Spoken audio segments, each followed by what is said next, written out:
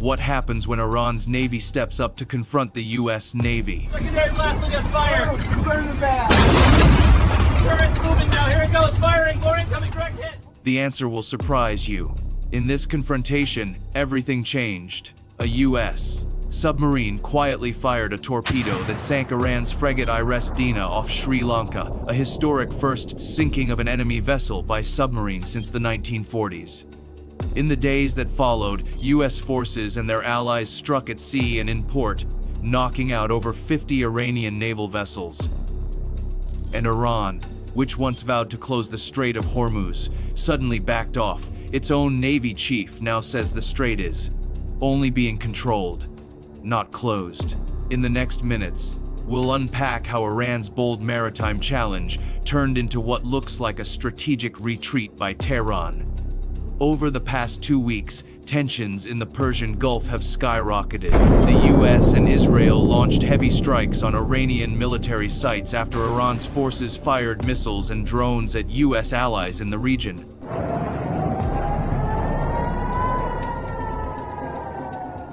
The US vowed to win by crippling Iran's military infrastructure. Meanwhile, Iran threatened global trade by warning it could seize control of the Strait of Hormuz, a narrow but vital oil shipping lane. In this video, we'll follow the actions step by step. First, Iran's own show of naval force, then the US counterstrikes that tore through Iran's fleet, and finally, how Tehran's stance appears to have changed as a result.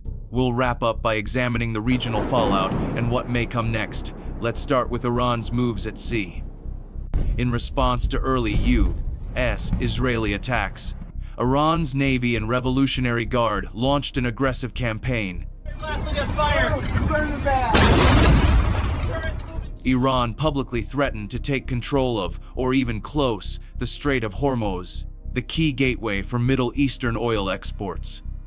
This was a serious claim, and later even an IRGC Navy commander admitted the strait was not closed, but only under Iranian control, showing just how high the stakes were.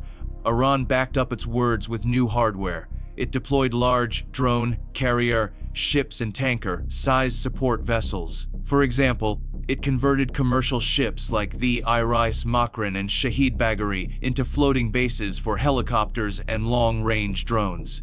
These platforms were meant to project power well beyond Iran's shores, into the Indian Ocean and Red Sea.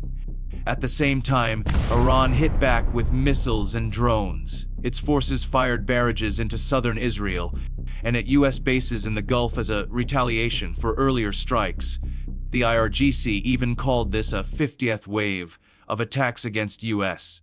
targets. In Tehran's narrative, this was about confronting its enemies and defending the nation. Iran also tried to widen the crisis. Its leaders accused neighbors of conspiracy and threatened U.S. businesses. We will never retreat. We will revenge the blood of our martyrs. The revenge will be always there. For example, Iran blamed the UAE for a U.S. missile strike on Karg Island and warned that any company collaborating with American forces should leave the region. All of these actions showed Iran flexing its military muscle and signaling that it was willing to escalate the confrontation. So, in summary, Iran opened with bold threats to disrupt oil shipping, a buildup of new naval assets, and waves of missile attacks. The idea was to challenge the U.S. and its allies at sea and in the Gulf.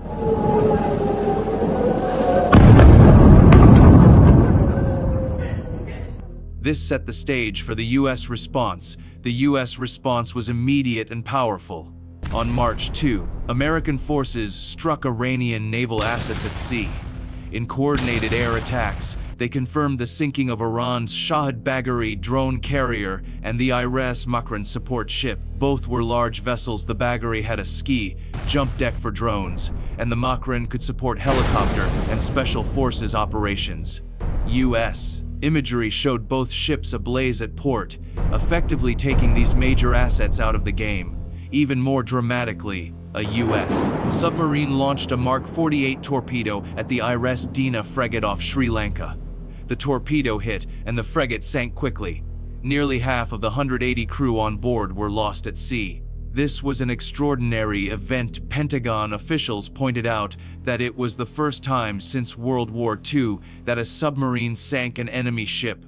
The stealth and precision of this strike sent a clear message: Iran's navy was not safe even far from the combat zone. After these attacks, U.S. Central Command declared that Iran's surface fleet in the region had essentially been wiped out. In a celebratory post, they noted Iran went from 11 ships to 0. In the Gulf, President Trump said about 10 Iranian ships had been knocked out. Second, we're annihilating their navy. We've knocked out already 10 ships. By March 10, White House officials went further, stating that U.S. forces had taken out over 50 Iranian military vessels in total. These included combat frigates, fast attack boats, and those converted drone carrier ships. Crucially, none of these U.S. strikes hit any American vessels. Iran did launch its own missiles and drones toward U.S. aircraft carriers.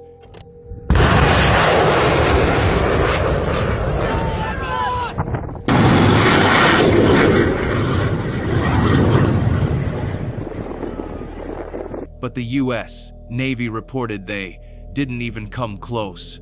In parallel, U.S. bombers, including stealth B-2s, struck Iran's ground targets like underground missile bases. These B-2s dropped dozens of 2,000-pound penetrating munitions on hardened missile cities beneath mountains. The net effect was devastating for Iran's navy. U.S. officials now say none of Iran's warships are currently active in the major waterways. The Iranian Navy has effectively lost its operational capacity. In short, America's naval power projection, submarines, ships, and aircraft overwhelmed Iran's fleet in this confrontation. How did Tehran respond to these losses? Officially, Iran condemned the U.S. strikes as illegal and vowed more retaliation. State media accused U.S. and Israeli forces of "kamikaze" for bombing sites in Tehran. The IRGC said more waves of missile and drone attacks were on the way. But behind the rhetoric, Iran's leaders began to change their tone. Most notably, Iran's Navy commander Alireza Tangseri publicly clarified that the Strait of Hormuz remained open. He said it was not closed, but only being controlled by Iran. That is a significant shift from earlier threats to shut down the strait completely. In other words, Iran moved from talking about blockade to saying they were merely monitoring shipping. Meanwhile, the human and material cost of this fight mounted in Iran. Officials in Tehran reported roughly 400 people had died in the fighting so far, and over 10,000 homes were damaged by air raids. The sinking of the Iris Dena alone claimed 87 lives. These losses put Tehran on the defensive. Internally, some messages aimed to calm the public. For example, one statement assured citizens that the new supreme leader was unharmed after rumors about an injury. On the diplomatic front, U.S. President Trump claimed Iran was ready to talk. He said Tehran wants to make a deal and urged allies to help keep Hormuz open. Iran's government denied any peace overtures. They insisted that fighting would only cease when U.S. and Israeli strikes stopped. So publicly, Tehran remained defiant, but the facts at sea spoke volumes. Iran's major ships are gone, and we see no new naval offensive from Iran's side. Its remaining boats have vanished from the scene. The overall pattern is clear from a boisterous show of force. Tehran's navy has retreated into the background. These events have rippled far beyond Iran. First and foremost, world oil markets have been alarmed. With many tankers stuck or detoured, about 85% of traffic through Hormuz was halted. Oil prices spiked as traders feared supply disruptions. The U.S. says it is prepared for any shocks to global energy flow, but uncertainty remains. Regionally, U.S. calls for an international naval escort have met mixed reactions. Leaders in Japan and Australia have explicitly said they will not send warships to Hormuz. The U.S. is thus scrambling to share the burden. Meanwhile, Gulf Arab states, Saudi Arabia, the UAE, Bahrain, Kuwait, and Qatar have publicly condemned Iran's recent attacks on their territory and have worked together to defend their skies and coasts. For instance, Saudi forces intercepted dozens of incoming drones and missiles, and the UAE took similar actions. On the humanitarian side, the crisis has had severe effects. The UN reported over 100,000 people fled Tehran in the first days of the conflict. Many more have been displaced across the region. Entire neighborhoods in multiple Iranian cities have been struck by air raids, causing great hardship for civilians. By some accounts, over 1,000 Iranian civilians have lost their lives so far. This human toll is straining Iranian society and raising international concerns. Politically, there is a growing strain on all sides. U.S. public opinion is showing signs of fatigue. Recent polls suggest many Americans are uneasy about a prolonged campaign. Some USC allies in Europe and the Middle East are urging restraint and diplomacy, fearing wider escalation. Iran, however, has so far held firm that it won't accept any deal until the attacks end. In military terms, analysts now say the balance has shifted sharply. With Iran's navy effectively neutralized and its other forces under heavy pressure, the US and Israel have the upper hand at sea and in the region. Iran's initial gambit to challenge US naval dominance and stall the oil flow has been blunted. For the moment, Tehran appears to be on the back foot. To summarize, Iran's bold maritime challenge met a crushing response. US naval forces sank and disabled a large part of Iran's fleet. Tehran's once thundering threats have given way to cautious rhetoric. The Iranian Navy is largely out of action, and even Iran's leaders are no longer talking about closing the strait.